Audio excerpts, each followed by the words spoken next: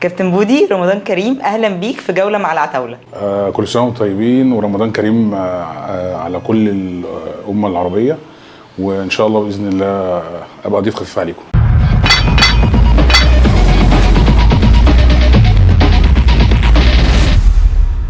الاسم في البطاقه؟ محمد محسن ابراهيم. السن؟ 38. المؤهل؟ انا حاصل على بكالوريوس هندسه، خريج هندسه شبرا دفعه 2008. كابتن بودي، عايز اسالك سؤال. كل حد دخل مجال كمال الاجسام وراه قصه، مش بس ان هو عايز يبقى جسمه شيبه وشكلهم حلوين، في قصه.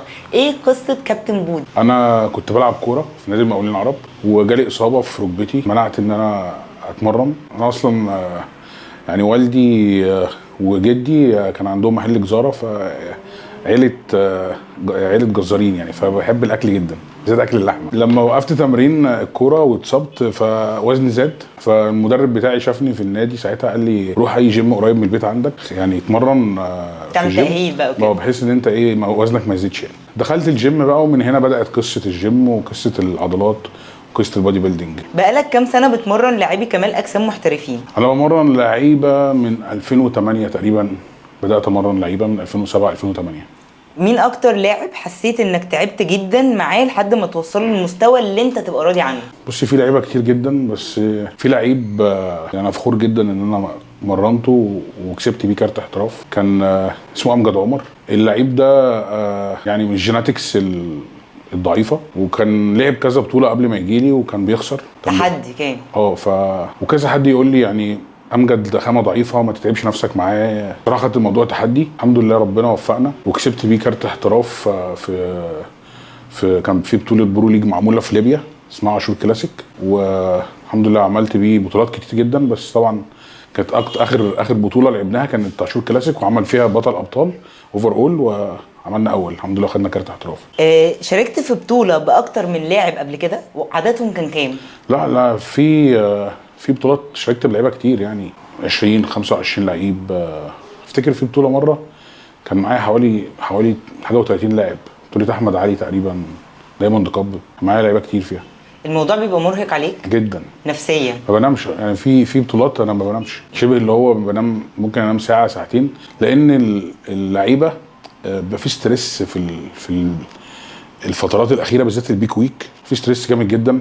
ومهم جدا المدرب يأهل اللعيب نفسي، ومهم جدا المدرب يبقى قريب من اللاعب. ما ينفعش ان اللاعب في البيك ويك يبعت رساله للمدرب والمدرب ما يردش عليه حتى لو بالليل، فاهمه؟ لازم يبقى الكونكشنز ما بين اللاعب والمدرب بالظبط. فلا ما بنامش. وفي لعيبه بحب اتفرج عليها معدل كل وجبه يعني كل وجبه وصور، شوف التطور بتاعه بالظبط، بشوف رد فعل جسمه ايه مع الوجبه اللي كلها. كل الكلام ده لو ما اتبعش افري ميل ممكن يحصل مشكله في ثانيه.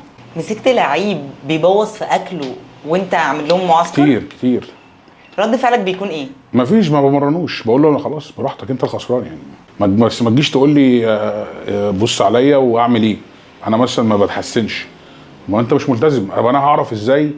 وانا مش هسحر يعني، انا ككوتش مش هسحر. انت النهارده مش ماشي على اللي انا كاتبه لك، فالكالوريز اللي انت بتدخلها انا اصلا ما اعرفهاش. طب انا ازاي هعرف اعدل لك لما انت اصلا مش ملتزم بالجدول اللي انا كاتبه لك؟ انا ازاي هعدل لك؟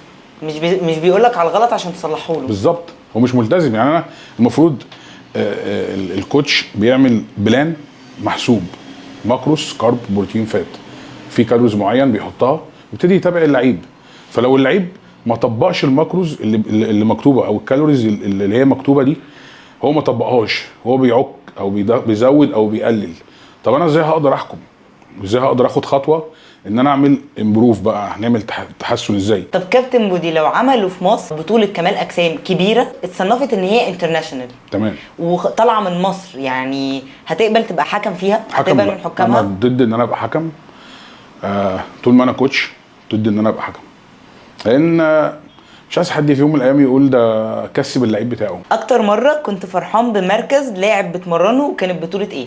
لا، لعيبه كتير كسبت معايا وكنت فرحان جدا. اعظم انتصار حصل في حياتي طبعا مستر اولمبيا بيجرامي، مبابي في ما كسب بطوله كو برو وتاهل لاولمبيا. مبابي لما عمل توب 2 في دبي برو، وعمل توب 2 في تامبا، عمل تاني. وانا فخور بشغلي مع مبابي بالذات، لان مبابي انا اشتغلت معاه الون لوحدي خالص، ويعتبر يعني من اول المدربين المصريين ان لم يكن الاول اللي خدت لعيب ولعبت بيه بطوله محترفين، وكان بيطلع يعني عمل اول وعمل تاني وعمل تالت في امريكا، وعملنا تاني في دبي. الحمد لله يعني. فدي من اكتر الحاجات اللي فخور بيها. في لعيبه كتير جدا انا فخور، يعني اغلبيه اللعيبه طول عمري ببقى فخور بانتصاراتهم.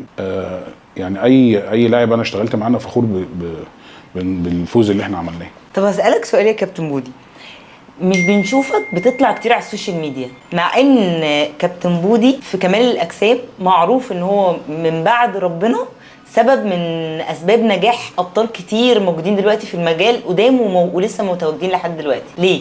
والله بصي يعني انا حقيقه انا قليل الظهور على السوشيال ميديا، بيبقى غصب عني ضغط، بحب اركز مع لعيبتي قوي، ودايما شعاري يعني حتى الشعار عندي على السوشيال ميديا بتاعي هو نحن نعمل في صمت. يعني بحب اشتغل، وفي الاخر خالص يعني زي ما بيقولوا شغلك هو اللي هيتكلم، يعني من غير ما انت تطلع تتكلم انت شغلك هو هيفرض نفسه. النجاح اللي انت بتعمله ككوتش هو هيفرض نفسه. هنسأل سؤال دلوقتي ولازم تقول لنا عليه، حاجه بينك وبين البيج رامي محدش يعرفها غيركم، وكوميديه جدا مضحكه لابعد الحدود. مضحكه لابعد الحدود. كنا مره في امريكا في اولمبيا 21، رامي كسبان، كنت انا وهو وعصب، كابتن محمد عصب طبعا اخويا، تحياتنا ليه طبعا كابتن محمد عصب. وكنا المفروض بسافر وبلم الحاجه بتاعتي، فكنت شاري حاجات كتير فمش عارف، وكان ليا شنطتين بس على الطياره وشنطه هاند باج اخدها معايا فوق. فقلت لهم انا اروح اشتري شنطه هاند باج عشان يعني احط فيها حاجتي الزياده يعني. فساعتها قلت بقى ايه وانا بشتري، قلت استكبر شنطه، اجيب شنطه يعني ايه كبيره شويه عشان تلم الحاجه كلها، الم على قد ما اقدر يعني. رحت نقيت شنطه كبيره، اكبر شنطه هاند باج موجوده في المحل. فوانا داخل فبيقولوا لي ايه اللي انت جايبه ده؟ فبقول لهم ده الشنطه الهاند باج. لقيت الاثنين مرميين على الارض من الضحك، ميتين على نفسهم من الضحك. قعدوا بقى فساعتها قعدوا يفهموني يعني ان مش هم ليه انت ليك وزن معين هاند باج. بس كابتن بودي، مين اكتر لعيب على مدار مسيرتك كلها فعلا بترتاح معاه جدا في التمرين، بيفهمك من غير ما تتكلم؟ يعني مبابي برتاح معاه جدا في التمرين. في لعيب اسمه عمرو الجمل برضو وانا بمرنه مبسوط جدا، واللعيب ده على فكره ليه مستقبل كبير في الكلاسيك فيزيك. يعني لعيبه كتير الحمد لله بمرنها وببقى مبسوط يعني. كابتن بودي لو ما كانش مدرب لعيبه كمال اجسام محترفين كان هيبقى ايه؟ انا كان نفسي اطلع مهندس، واتخرجت من كليه الهندسه، اشتغلت سنه ونص او سنتين مهندس في شركه، كنت بنيت مدرستين تقريبا في المنيب، بس لقيت الدخل اللي داخل لي مش عارف اكون نفسي يعني كمرتب مهندس، مش ده طموحي ان انا اعيش بالدخل ده. فمن هنا خدت بقى قرار ان انا اعمل شيفت كارير وانطلقت في المجال اللي انا بحبه يعني دلوقتي ممكن لو قدامك الفرصه ان انت تبقى مهندس، تحب تبقى مهندس على ان انت تبقى مدرب لعيبه كمال اجسام؟ لا مش احب. لكن انت بتقولي لو انت ما كنتش مدرب، لو ما كنتش كده هتبقى كده، تبقى مهندس. لكن انا حابب جدا ان انا مدرب، وحابب جدا النجاحات اللي انا وصلت لها وفخور بيها جدا، ومكمل ان شاء الله. طيب هسألك سؤال اخير قبل ما نلعب اللعبه بتاعتنا. كابتن بودي، مين من اللعيبه اللي موجودين شايف ان هم ممكن ياخدوا خطوات قويه جدا في المستقبل القريب بالنسبه للاحتراف؟ بالنسبه للاحتراف انا شايف ان امبابي ماشي بطريقه كويس جدا وبيتحسن بطريقه كويسه. شايف وائل مكي برضو ماشي، بالماتش الاخير كان عامل مستوى قوي جدا. الفتره الجايه ان شاء الله اعتقد ان هو برضو هيروح لحته كويسه. وشايف في الكلاسيك عمرو الجمل. عمرو الجمل ان شاء الله في الكلاسيك هتشوفوا خامه قويه جدا، وهي بس قصه وقت وشويه امكانيات. ان شاء الله الولد ده هيروح في حته ثانيه خالص ان شاء الله. هنلعب دلوقتي لعبه الاجابات السريعه. تمام. لا عليك الجاكيت بقى ماشي ما دام فيها اسئله. كابتن بودي عصبي جدا.